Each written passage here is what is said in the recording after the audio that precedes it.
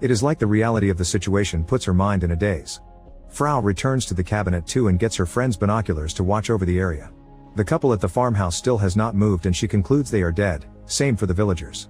She thinks about her friends and wonders if she should have gone with them to reach the end together. At that moment Lynx begins barking and runs away. When Frau tries following him, she discovers he has found a cow. At first she hides in fear, but then she approaches the animal and befriends her, bringing her back to the cabin for milk. Frau names the cow Bella, pointing out she is both a blessing and a burden. The following day, Frau gets in her friend's car and drives down the road towards the village, hoping the speed will let her pass through. She can even see an abandoned vehicle on the other side, which gives her hope.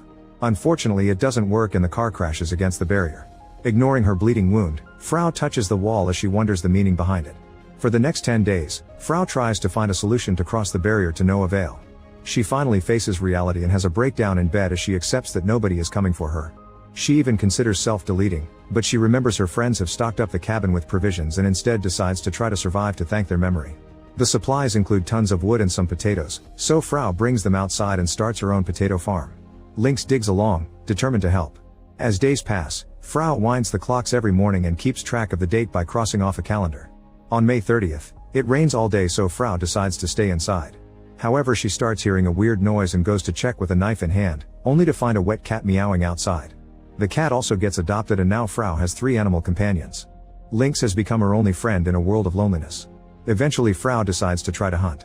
She has never used a firearm before and when she tries shooting a deer, she gets injured by the recoil and the animal runs away in fear. As she wanders around, she finds the wrecked car again and checks the radio, but most of the stations have static and only one has music. She also finds a map, so she decides to follow it and try to reach the valley. Lynx comes along and they walk for many hours until they find an abandoned truck. Frau tries approaching it, but unfortunately the barrier gets in the way and